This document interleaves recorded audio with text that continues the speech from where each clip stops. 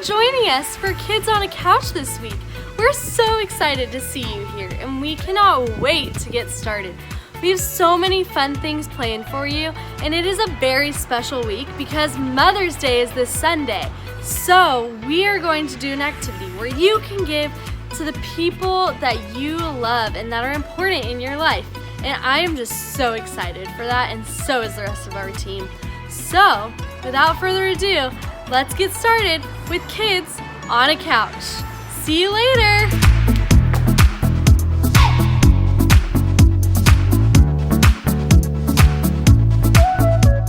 Hi guys, you guys ready for the riddle? I'm going to give you a riddle, and you have to do your best to try to solve it. But then at the end of Kids on the Couch, I will share the answer. If you ever come up with your own riddle or have one that you already know, I would love to hear it. We're always looking for new riddles. You can have your mom or dad post it on the comments or email me or shoot me a text message. Anyway, I want to hear your riddle. All right, here we go. When things go wrong, what can you always count on?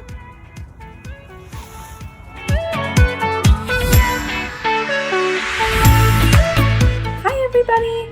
It's Miss Taylor here, and I am so excited to get started with our Mother's Day gift. You guys, this weekend is Mother's Day, and I was trying to think of what I could make for my mom to make sure that she knows how much I love her, and I also was trying to think of something I can make with the stuff that I have at home, because, you know, we're all spending a lot of time at home these days. So I figured something out. I'm so excited. We are going to make sugar scrubs for our moms. That way they can use it in the shower when they relax, and then maybe their skin will get super duper soft.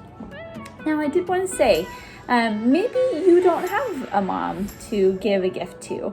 No matter who you're making this for, I know that there's somebody special in your life. So if you are giving it to somebody who's not your mom, that's okay. You could give it to your grandma, to an auntie, or maybe even to somebody else in your life who's special to you. We are gonna be so excited to see the creations that you come up with.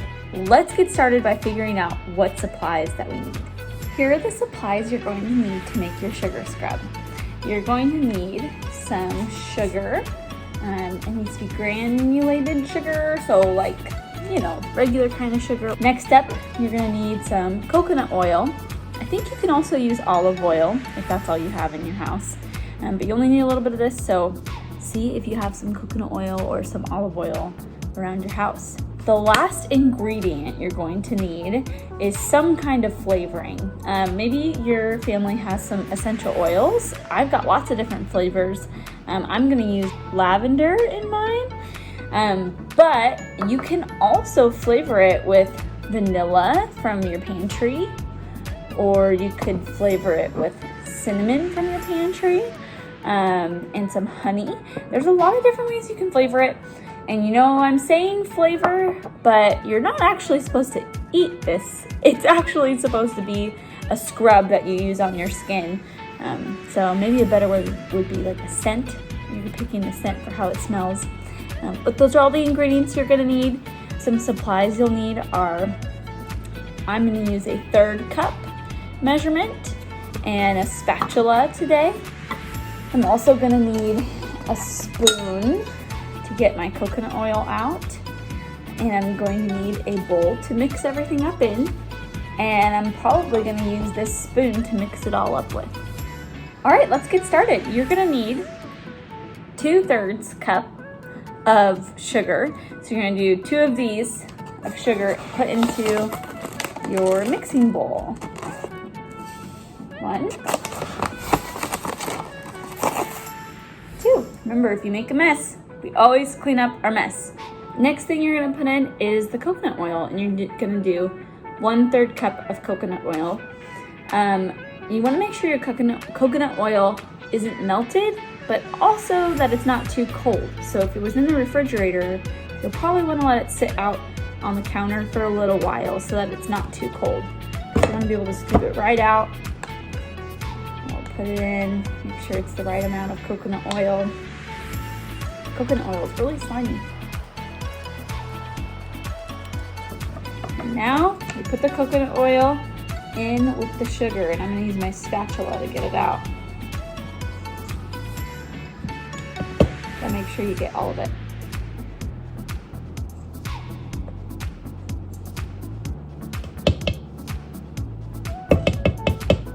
All right, you guys, so now you need to put your lavender in, or whatever kind of scent you're going to do. I'm gonna do 15 drops of lavender, and you guys can put, maybe a teaspoon of vanilla if you're using vanilla. You can really just do it however much you want, however much, smell you want it to smell like. I already put my drops in, so I'm already smelling it, and it smells like lavender. It smells super relaxing. So I tried mixing it together with a spoon, and I think it would work. It would just take quite a while. So I'm going to use my hand mixer, and maybe you can ask your dad or maybe an older sibling if they can help you to, get a hand mixer from the kitchen so you can whip it all together nice and fast.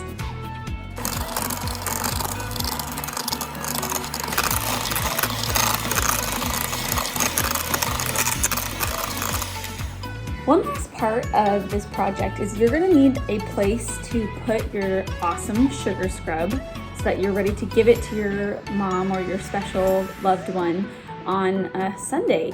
So I came up with a plan to put mine in a mason jar because you do need to find a place where it can be sealed and covered because it smells really good and is really sweet. So ants might want to go get in on some of that, and we don't like ants getting inside of our house. So we want to make sure we can find a place where it stays sealed up, and that's another way it stays nice and soft and ready to use.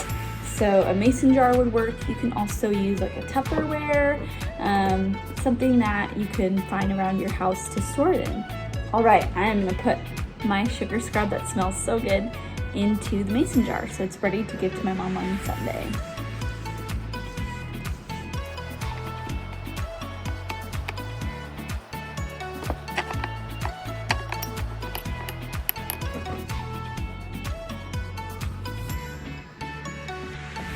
All right, well, I found some ribbon and then I wrote, "Your love is sweet" on the top, and my gift is all ready to go. I don't know. I think I am missing one thing, and that is a Mother's Day card. Or, some card that tells somebody how much I love them, right? Because it says your love is sweet. I could give this to anybody who's special in my life. So I am going to do a little tutorial on Instagram this week, tomorrow. So keep your eyes peeled for a nice little Instagram live. If your mom and dad can help you log on their Instagram to Vintage Kids EDH, I'm going to do a little tutorial on how to make an awesome Mother's Day card. All right, you guys, I can't wait to see the awesome gifts that you make for your moms or for the people who are special in your life, and we will see you next week.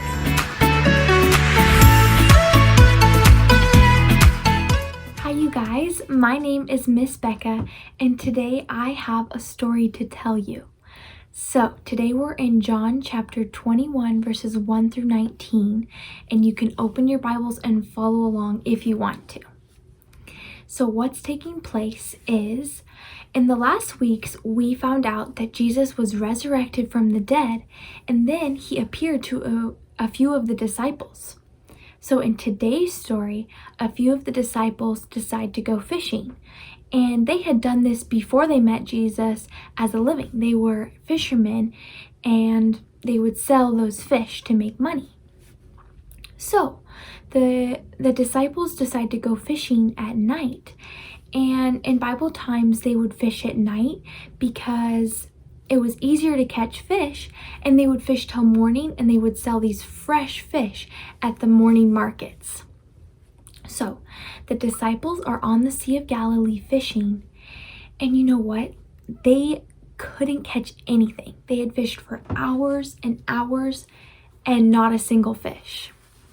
So it's getting close to morning, and they see a man standing along the shore. Now this man was Jesus. He calls out to them and he says, "Hey, have you caught anything?" And they call back, "No, we haven't caught anything." And he says to them, "Cast your nets onto the right side of the boat and see what happens." So they do. They obey him. And they cast their nets over on the right side of the boat. And suddenly, all of these fish swarm into their nets. They caught more fish than they'd ever caught before. This was a miracle. And when John, one of the disciples, saw this, he immediately knew this has to be Jesus because it was a miracle. So he says to them, "It's Jesus." And when Peter hears that it's Jesus, he ties around his outer garments and he jumps in the water without even thinking, and he swims 300 feet to shore. Now that's a really long way, but he did this because he was so excited to see Jesus. So the rest of the disciples get to shore, and they're all sitting around a bonfire, and Jesus invites them to have breakfast with him. Now, this next part of the story is talking about Peter and his restoration. Now, that's a really big word, but I'm going to explain what it means. Restoration means that Jesus is making things right again. So here's what happened before today's story. When Jesus was about to die, Peter had told Jesus, "I will do absolutely anything for you, Jesus. I will die for you." But then, right after that, Peter went and denied Jesus, and he pretended like he didn't even know him. So this was a mistake that Peter made. But any of us could have made the same mistake in that situation because Peter was really scared. He didn't want to be arrested and killed like Jesus. So back to the story today. Peter and Jesus are sitting on the beach, and Jesus is talking to him, and he says, "Peter, do you love me?" And he asks him this question 3 times. And Peter every single time says, "Yes, Jesus, I love you." He felt so bad for what he had done before. And Jesus says to him, "If you love me, then feed my sheep." Now, what does Jesus mean by this? Well, Jesus is telling him basically that he is restoring him to his mission. Maybe you'll remember that 2 weeks ago, we talked about what our mission is as believers. Our mission is to go and tell everybody about the good news and that Jesus died for us and to make disciples. So this same mission was Peter and the other disciples' mission as well. And he was telling Peter, "I forgive you for what you did, and I'm still giving you this mission that I had given you before." And what's the point? Why is he saying this? Well, the point is that even when we make mistakes and we do things that hurt God or other people in our lives, we can still be forgiven and God still uses us. So when we make a mistake, all we have to do is ask for forgiveness, and Jesus makes all things right again. So that's the whole point of this story, is that Jesus restores Peter, and he does the same thing today with us. He will always forgive us and restore us.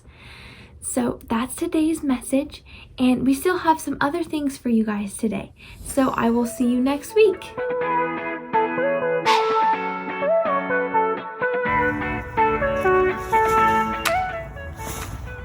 Did you solve it? Do you know what you can always count on when things go wrong? I bet some of you said Jesus or God, because that's true. You can't always count on him. But the answer to this riddle is your fingers. When things go wrong, you can still always count on your fingers. Silly riddle. Send me yours. Bye!